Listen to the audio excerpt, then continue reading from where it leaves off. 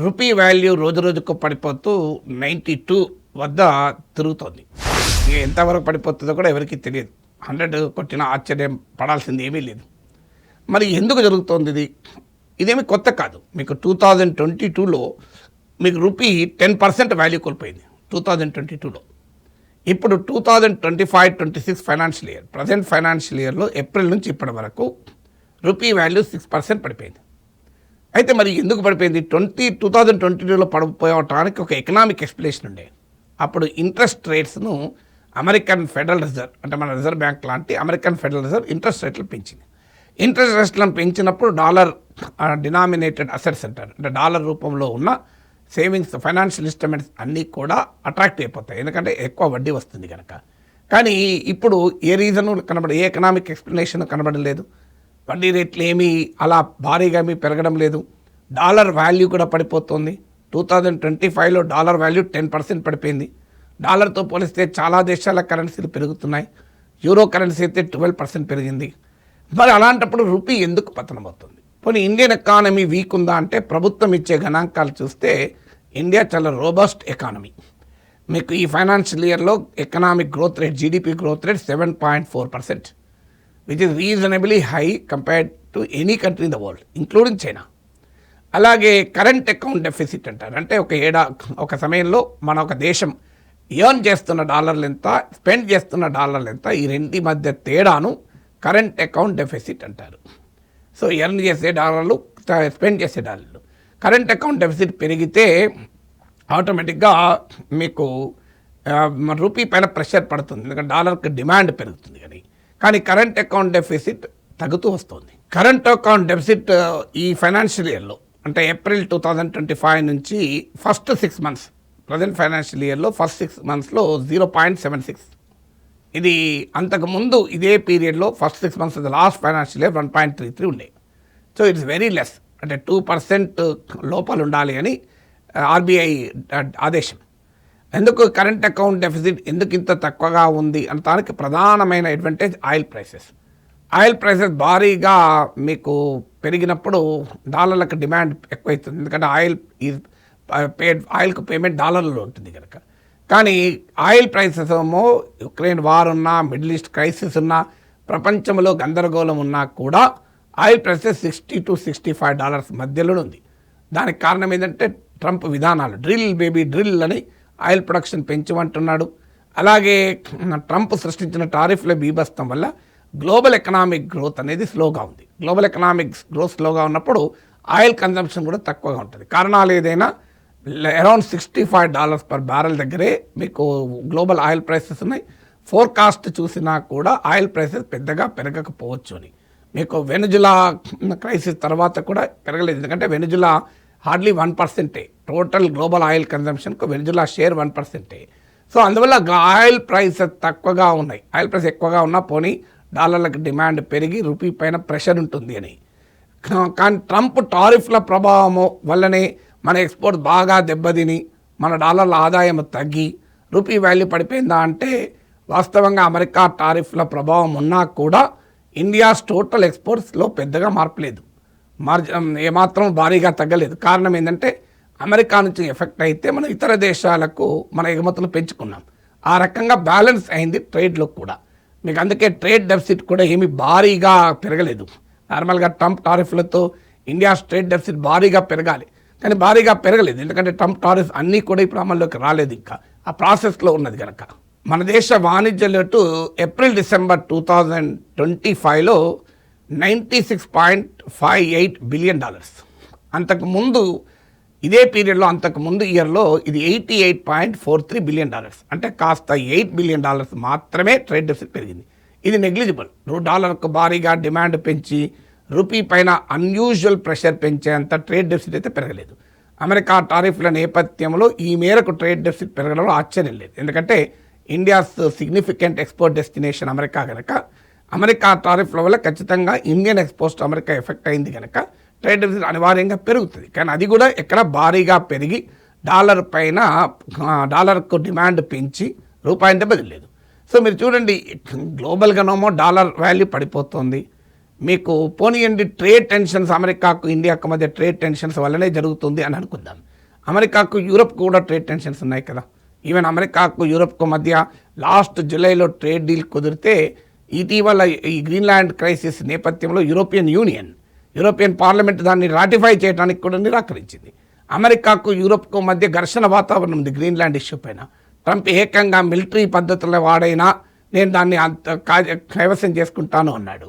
అది కాకుండా గ్రీన్లాండ్ పైన నా మాట ఇంటలేరని చెప్పి యూరోప్లోని 8 కంట్రీస్ పైన 10% టారిఫ్ విధించాడు. దాన్ని మరో 25% జూన్లో పెంచుతానని కూడా హెచ్చరించాడు. అఫ్కోర్స్ ఈ మధ్య వెనక్కు తగ్గాడు, కానీ వెనక్కు తగ్గక ముందే కదా ఈ పరిణామాలన్నీ జరిగినాయి.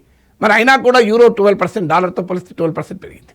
సో అమెరికాకు ఇండియాకు ట్రేడ్ టెన్షన్స్ మాత్రమే, కానీ అమెరికాకు యూరప్కు మధ్య అసలు ట్రాన్స్ అట్లాంటిక్ పార్ట్నర్షిపే బ్రేక్ అయ్యేంత టెన్షన్స్, మీకు నాటో ఫ్యూచరే ప్రశ్నార్థకం అయిపోయింది.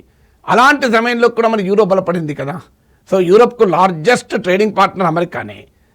యూరప్లోకి వచ్చే ఎఫ్డిఐలో 50% అమెరికా నుంచి వస్తుంది. యూరప్ చేసే ఎక్స్పోర్ట్స్లో 64% అమెరికాకే చేస్తుంది. మామూలు ఇంపాక్ట్ కాదు. మనది అరౌండ్ 18% అయితే యూరోపియన్ ఎక్స్పోర్ట్స్లో 64%. యూరోపియన్ ఎక్స్పోర్ట్స్లో అత్యధికంగా అమెరికాకు, యూరోపియన్ డిఫెన్స్ ఇంపోర్ట్స్లో 64% అమెరికా నుంచే. ఇంత అమెరికా పైన ఆధారపడినటువంటి ప్రాంతం ఏదైనా ఉందంటే యూరప్. అలాంటి యూరప్ విషయంలో అమెరికాకు యూరప్కు ఒక రకంగా ఘర్షణ జరుగుతున్నా మరి యూరో బలపడింది కదా.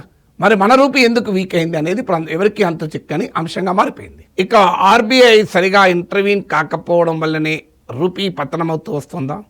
ఆర్బీఐ ఇంటర్వెన్షన్ వల్ల రూపీ పతనం కాదు, ఇంటర్వెన్షన్ లేకపోతే. ఇంటర్వెన్షన్ వల్ల రూపీ కాస్త నిలబడుతుంది.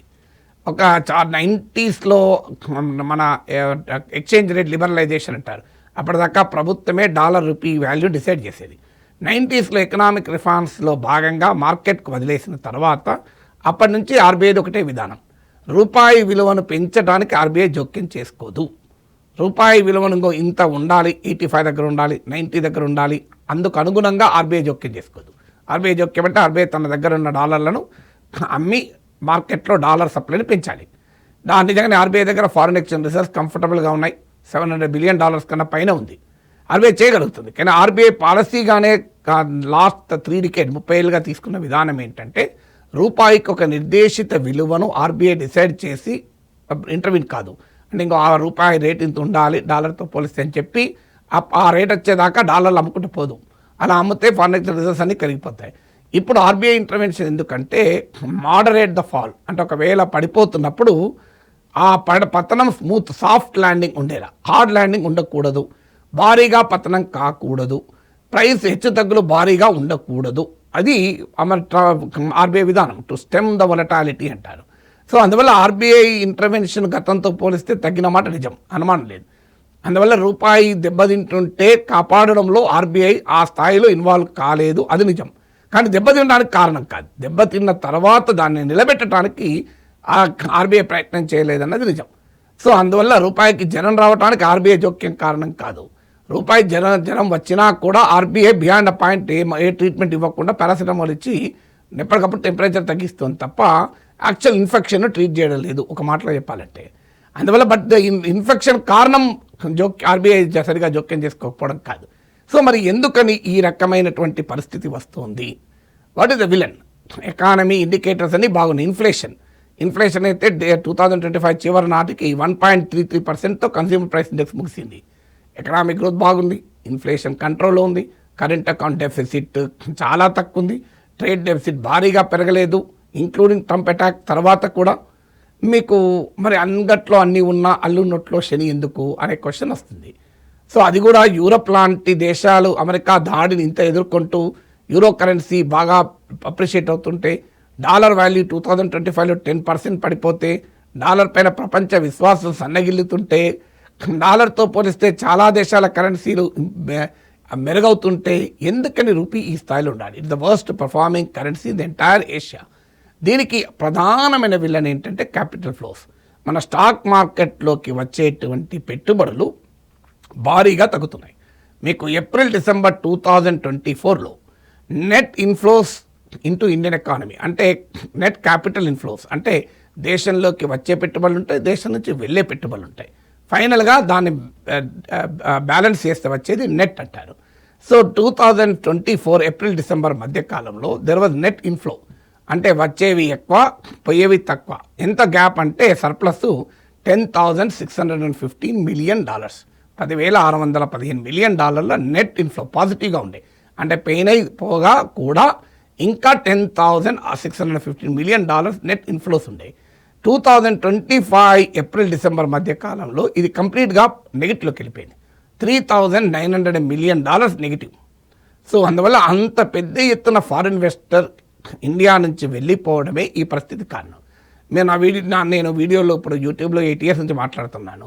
అంతకుముందు టీవీలో మాట్లాడేవాడిని. నేను ఆ వీడియోలు చూస్తే ఎప్పటి నుంచో చెప్తున్నా, కొన్ని ఏళ్ళ నుంచి, అయ్యా ఈ ఫారిన్ ఇన్వెస్ట్మెంట్ పైన ఇంత పిచ్చి మంచిది కాదు అని. ఏ ఎకానమీ కూడా అది సేఫ్ కాదు. అందులో ఫారిన్ ఇన్వెస్ట్మెంట్ 2 రకాలు ఉంటాయి. ఎఫ్డిఐ అయినా మంచిది, కానీ ఈ ఫారిన్ పోర్ట్ఫోలియో ఇన్వెస్ట్మెంట్ అంటారు. స్టాక్ మార్కెట్లోకి వచ్చే విదేశీ పెట్టుబడులు, వీటిని సీతాకోక చిలుక పెట్టుబడులు, బటర్ఫ్లై క్యాపిటల్ అంటారు. అంటే ఎప్పుడు వచ్చి మీద పడితే ఎప్పుడు ఎగిరిపోతాయో తెలియదు. ఫుట్ లూజ్ క్యాపిటల్ అంటారు, కాళ్ళు నిలవని పెట్టుబడులు అంటారు. సో ఇవి వచ్చినంత వేగంగా వెళ్ళిపోతూ ఉంటాయి. ఇలాంటి పెట్టుబడుల పట్ల మనం అప్రమత్తంగా ఉండాలి. మన ఎకానమీలోకి ప్రత్యక్షంగా వచ్చే ఫారిన్ డైరెక్ట్ ఇన్వెస్ట్మెంట్, అది కూడా 2 రకాలు ఉంటుంది. ఒకటి గ్రీన్ ఫీల్డ్ ఇన్వెస్ట్మెంట్, రెండవది మెర్జర్స్ అండ్ అక్విజిషన్స్ అంటారు. గ్రీన్ ఫీల్డ్ ఇన్వెస్ట్మెంట్ కొత్తగా ఇక్కడ వచ్చి ప్రొడక్షన్ ఫెసిలిటీ క్రియేట్ చేస్తారని గ్రీన్ ఫీల్డ్ ఇన్వెస్ట్మెంట్ అంటారు. మెర్జర్స్ అండ్ అక్విజిషన్స్ అని ఇక్కడ ఉన్న కంపెనీని కొని వాళ్ళు ఓనర్షిప్ మారడం, లేదా ఇక్కడున్న కంపెనీని వాటాలు కొనడం, లేదా ఇక్కడున్న కంపెనీని కొని విస్తరించడం. దాన్ని మెర్జర్స్ అండ్ విస్తరణ కూడా కాదు, అక్వైర్ చేయడం, వాటా అక్వైర్ చేయడం లేదా పూర్తిగా కొనేయడం, దాన్ని M&A ఇన్వెస్ట్మెంట్ అంటారు. అది కూడా ఎకానమీని పెంచేది. ఎకానమీని పెంచేది గ్రీన్ ఫీల్డ్ FDI పెరగాలి. ఇండియన్ ఎకానమీ ఈ ఫారిన్ ఇన్వెస్ట్మెంట్ పైన మన స్టాక్ మార్కెట్స్, మన క్యాపిటల్ మార్కెట్స్ ఈ స్థాయిలో ఆధారపడి ఉండడం ప్రమాదకరమో అని మొదటి నుంచి చెప్తున్నాను. సో ఇప్పుడు అదే జరుగుతుంది. ద బిగ్గెస్ట్ విలన్ ఏది అంటే క్యాపిటల్ ఫ్లోస్. ఈ బిగ్గెస్ట్ విలన్ క్యాపిటల్ ఫ్లోస్ కారణం ట్రంప్ అనుసరిస్తున్నటువంటి విధానాల వల్ల ప్రపంచవ్యాప్తంగా ఫియర్, అన్సర్టనిటీ, అన్ప్రెడిక్టబిలిటీ, ఇన్స్టెబిలిటీలు పెరగడం వల్ల ఇన్వెస్టర్ కాన్ఫిడెన్స్ ఘోరంగా షాటర్ అయిపోయింది. సో ఆ ఇన్వెస్టర్స్ కాన్ఫిడెన్స్ షాటర్ కావడం వల్ల పెద్ద ఎత్తున ఈ ఫారిన్ ఇన్వెస్ట్మెంట్ వెళ్ళిపోవడం, అది రూపాయి పైన అన్డ్యూ ప్రెషర్ని క్రియేట్ చేస్తుంది.